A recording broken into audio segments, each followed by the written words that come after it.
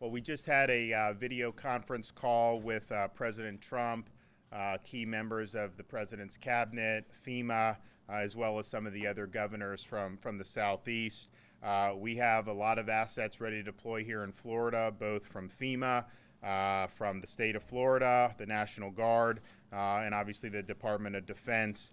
Hurricane Dorian has been upgraded to a Category 5 storm with now 185 mile per hour sustained winds. And to put that in perspective, that's significantly stronger than Hurricane Andrew, which reached landfall at 165 miles per hour. It's significantly stronger than Hurricane Michael, which reached landfall at 160 mile per hour. Florida has had one hurricane in our history, the Labor Day hurricane of 1935, that reached at that level, and that was total destruction. So the strength of this storm cannot be underestimated. We will see tropical force winds within the next 48 hours. The National Hurricane Center reports Dorian could nearly stall over the Bahamas for more than 24 hours starting late tonight. And as many of you who've been following this forecast know, pretty much all computer models and all forecasters anticipate this turning north. We just don't know when exactly it's going to turn north. It could turn north. Obviously, we want to have that turn as quickly as possible to minimize the impacts on Florida. But if you look at the forecast, it absolutely could impact the coast and turn once it hits the coast.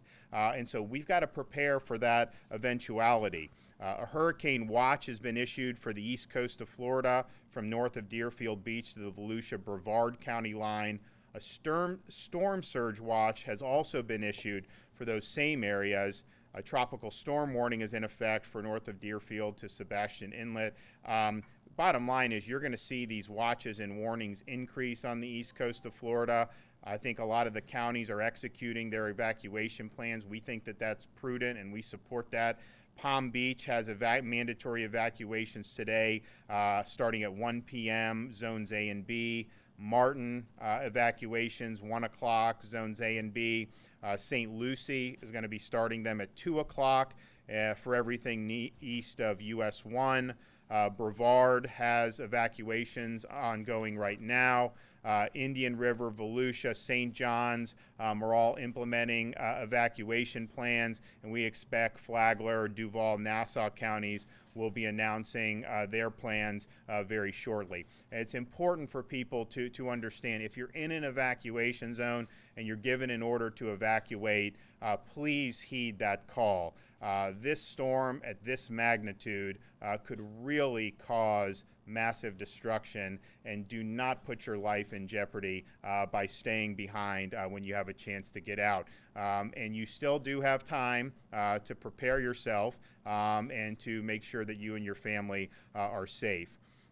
In terms of the evacuation routes, I've directed our Secretary Tebow to suspend tolls on the Florida Turnpike, Alligator Alley, Sawgrass Expressway, and the 528 Beach Line in Central Florida. And then after doing that, I received a request from Orange County Mayor Jerry Demings to suspend tolls for the East-West Beltway around Orlando, State Roads 417 and 429. I have granted that request.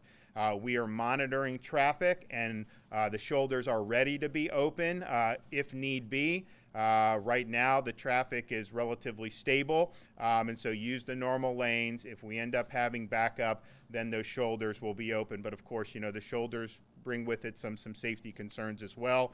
We're continuing to monitor the fuel situation. They're not currently fuel shortages, and I think you've seen a decline in demand for fuel in Miami-Dade based on the change of this cone. We don't have any bridge closures planned at this time. The Coast Guard makes decisions on that based on the wind speed. So the bridges will remain open for marine and vehicle traffic as long as they can safely be open. And obviously that situation is going to continue to be monitored. Fort Lauderdale, Hollywood International, Palm Beach International, Orlando International airports are all currently open. They are monitoring the hurricanes and are going to keep their customers informed. Orlando Melbourne International will close on Monday evening.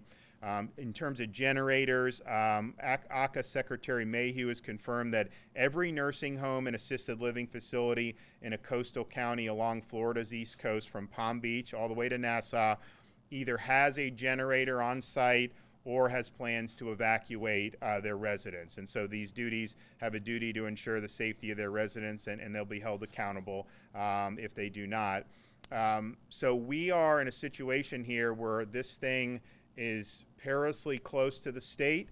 I think we should all hope and pray for the best, but we have to prepare that this could have major impacts on the state of Florida, and so that's what we're doing. Obviously we want to be ready to respond as soon as the storm does pass. So you still have time to prepare. You still have time to heed these evacuation orders, and please take this storm seriously. It's been a very somewhat frustrating experience, not knowing kind of a lot of uncertainty with this thing. But I think back to some of the major hurricanes in Florida in the beginning part of the 20th century. They didn't have any warning about anything. You just all of a sudden see clouds gather and you have a major hurricane. So we have a sense of what parts of Florida are threatened, and we want people to protect themselves and their families. Have a time to take a couple questions. 24 hours. We heard the director talk about making targeted decisions based upon scenarios being taken off the table. Are more resources moving to the East Coast now in light of that? It'll be more targeted. We're also going to be likely doing probably more National Guard mobilization than we anticipated just for those counties, just because the storm is getting so significant in terms of its ferocity that we've got a plan for potential search and rescue along the East Coast if it comes to that. We anticipate if we were to get impacted directly, I think you're going to have a lot of flooding up and down the entire East Coast of Florida. So there's going to be assets needed. So those are those are being done. Those mobilizations are occurring right now. Governor, are you concerned that a number of the newspapers today had headlines breathing a sigh of relief, and you now have to overcome that? I'm concerned just simply because, when you're in that cone, if you're in that cone, you have the opportunity, and there's a good possibility that you could be impacted. Now, obviously, you do these things on percentages. You look at the trends. I think we did see a positive trend east, but then it tacked a little bit further west. So if you look at the National Hurricane Center's current track, I think it ends up within 30 miles of the coast of Florida. Well, guess what? You do just a touch of a bump one way or another, and you have a dramatic difference all of a sudden with the possibilities on the cone. And so I think what we've tried to do is, earlier in the week, we were very, factual about what we were putting out. We told people to be prepared. And then now, although we really hope for the best, we've been pretty consistent that the threat is still there, and so people should just understand that. And I think people did think this storm was going to gather strength. There's no doubt about it. But I think the consensus was that it'll reach a Cat 4. Well, this is a Cat 5 plus right now, and you would really have to go back to 1935 in the state of Florida when the Labor Day hurricane came through and just obliterated the Keys to find anything that had reached this level of danger. Yes? Obviously, that there's a significant number of resources down at Mar-a-Lago, down in Palm Beach County. Do you know if that area has also been evacuated, or if anything particularly has been set up, just given all the money that we've already put into it? I don't know anything specifically about Mar-a-Lago. I do know, obviously Palm Beach County's evacuation zones are more of the east of the Turnpike type things, and so you would get a lot of the Palm Beach Island and some of those other areas. I would say when you're talking about Palm Beach and Martin County, there's a lot of those coastal residents who aren't in Florida year-round, and I think there'd probably be a heavier population if this was in October rather than at the end of August, beginning of September. Nevertheless, there is going to be folks there who are going to need to evacuate. And then there have been, I know government resources have been moved around just more generally. I've spoken with the commanding officer for Navy Region Southeast about what they're doing to safeguard their ships. Some of those are going to remain in port, and they're kind of on lockdown. That is kind of typical with their procedures, although I don't know if they've ever gone through a storm of this magnitude where that to be directly impacted. So there are assets being moved around. The Coast Guard was on the call with the president, And they made it very clear that they're going to be able to respond, immediately after this storm passes. And so that is obviously something that's very, very important to us. Because since we don't know the exact path, I mean, the amount of destruction could vary. But I definitely would anticipate. I mean, if we get hit with this, you're going to have a demand for search and rescue. I mean, that's just going to happen.